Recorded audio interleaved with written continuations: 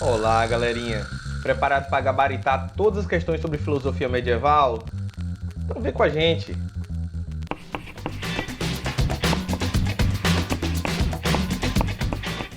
Vamos dar início a uma série de vídeos sobre a filosofia medieval. Vamos falar sobre cada uma das suas fases de maneira bem detalhada e de forma que possa ajudar você a gabaritar naquelas questões que você precisa acertar. Beleza? Vem com a gente! Ah, sim, não esqueça de se inscrever no nosso canal e curtir logo o nosso vídeo. Vem com a gente! Filosofia medieval. Durante o período da filosofia medieval, alguns temas foram bastante discutidos, como, por exemplo, a discussão entre fé e razão sobre qual seria a fonte do conhecimento. A gente sabe que houve alguns indivíduos que falavam que somente a fé era suficiente, outros falavam que precisava da razão, e houve um debate muito grande sobre esta questão. Para falar a verdade, até hoje nós discutimos muito fortemente essa relação. Mas já no período medieval, com figuras como Agostinho e Tomás de Aquino, houve uma tentativa de harmonizar essas duas fontes de conhecimento de forma que não havia necessidade de abandonar uma em detrimento de outra, mas era possível utilizar a razão para sedimentar a fé e a fé para impulsionar o conhecimento em direção a novos horizontes. Teologia e filosofia. Nós sabemos que a teologia é uma área de estudo que estuda as relações de Deus com a humanidade, com a natureza e com ele mesmo, enquanto que a filosofia diz respeito a uma área de estudo que busca a verdade, o conhecimento racional.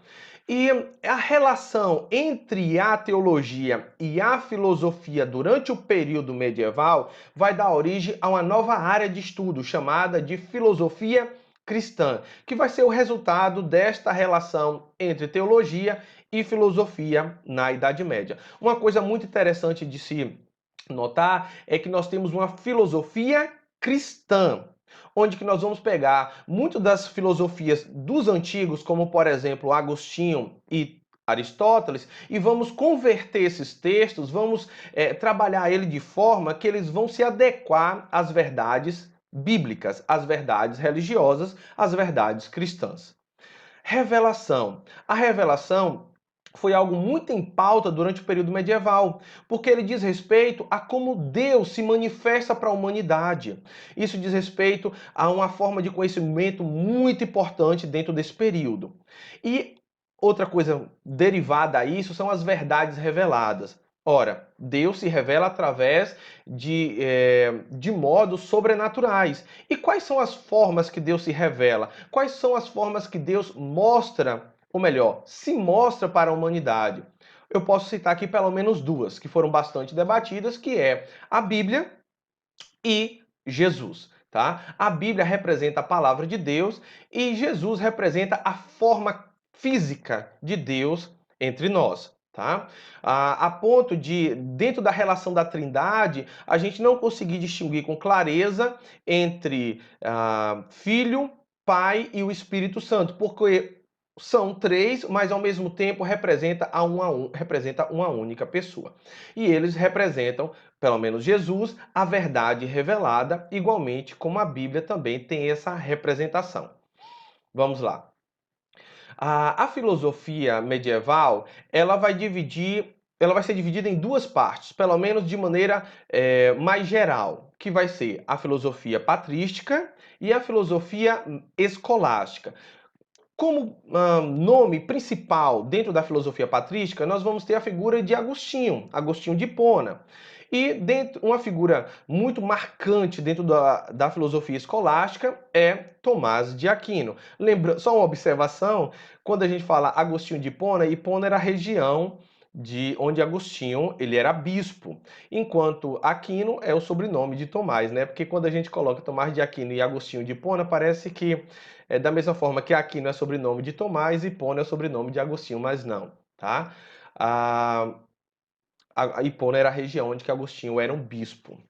Vamos lá.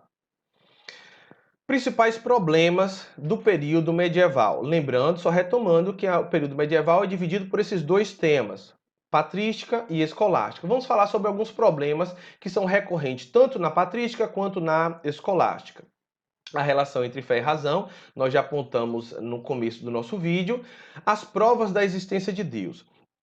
Uma coisa extremamente interessante é observar que todos os teóricos do período medieval, e a gente teve uma grande quantidade de teóricos e de pensadores nesse período, afinal de contas, compreende 1000 anos da história da humanidade, então muita coisa foi feita e realizada nesse período, e eu quero logo desfazer um pensamento errôneo que a gente tem em imaginar que o período medieval não houve produção. Pelo contrário, houve muita produção no período medieval. Claro que sobre os olhos da igreja, mas não deixou de ser produções importantes para a história da humanidade.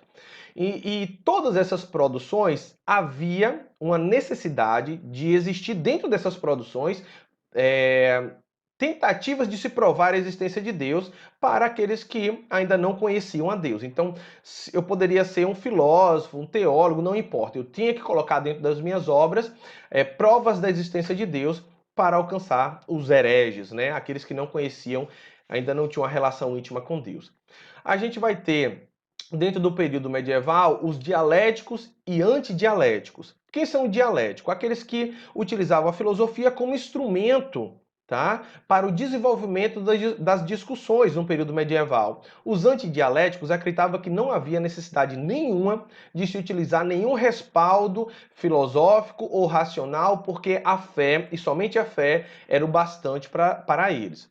Uma discussão que nós vamos ter também nesse período é sobre a origem do mal. Se Deus é o bem e todas as coisas foram criadas por Deus, de onde se origina o mal? Nos próximos vídeos, quando a gente vai falando especificamente sobre Agostinho, nós vamos tratar esse tema, tá?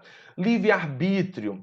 Como se dá a relação do homem com Deus e as escolhas que o homem tem na humanidade, as escolhas que o homem tem enquanto seres humanos. Então, nós vamos ter uma discussão sobre o livre-arbítrio, o que é o livre-arbítrio e até onde vai o nosso livre-arbítrio. Um problema aqui que vai ser muito tratado e debatido dentro do período da filosofia medieval. Também vamos tratar esse tema com Agostinho. Imortalidade da alma, outra coisa importante. A alma é imortal? Para onde que a alma vai após a morte? Como se dá a relação do homem com Deus no que diz respeito à absolvição, que o levaria para o céu, ou a condenação, que o levaria para o inferno, uma vez que a alma permanece mesmo após a morte física? Problemas também discutidos nesse período foram sobre os pecados, né? Os 7 pecados capitais, que nós já conhecemos, né? A gente fala muito sobre eles, a redenção, que diz respeito à salvação, né? A redenção e salvação é conceitos muito próximos. A redenção diz respeito à transformação que o homem tem a partir do momento que ele é salvo e transformado em Cristo. E a aquarela dos universais, a gente já vai ver isso já na escolástica, quando vai falar sobre os conceitos, se as palavras de fato existem ou são meras representações de algo que não existe na realidade. A gente vai tratar isso de maneira mais detalhada quando nós estivermos falando no final já do estudo sobre Tomás de Aquino. Vamos responder aquela questão do Enem? Vamos lá. Diz assim, Enem 2018. Não é verdade que estão ainda cheios de velhices espirituais aqueles que nos dizem: que fazia Deus antes de criar o céu e a terra?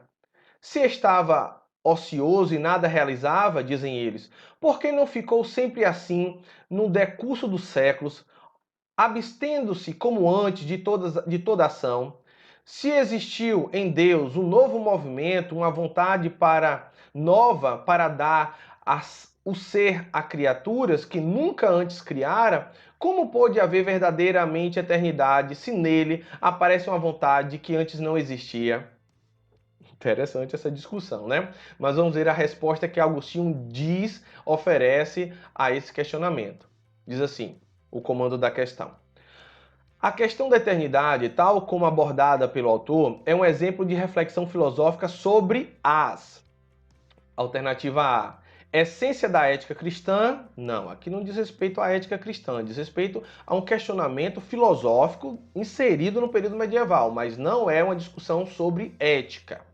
Letra B. Natureza universal da tradição? Não, aqui não está retomando comportamentos que já eram adotados anteriormente. Nesse momento é discutido um questionamento sobre a essência e a mente de Deus. Então não é sobre tradição né, é universal.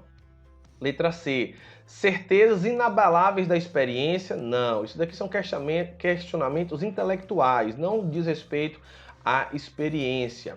Letra D, abrangência da compreensão humana. Pronto, aqui a gente tem uma alternativa legalzinha. O que significa abrangência da compreensão humana?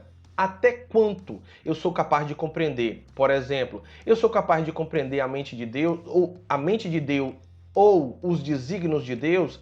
Eu sou capaz de especular porque Deus agiu ou deixou de fazer? Será que a minha capacidade cognitiva ela se expande a tal ponto de eu compreender porque Deus fez em um momento e não fez em outro? Então, é uma discussão sobre a abrangência da capacidade humana, pelo menos é isso que Agostinho vai oferecer a este questionamento. Então, essa alternativa D está bem legal.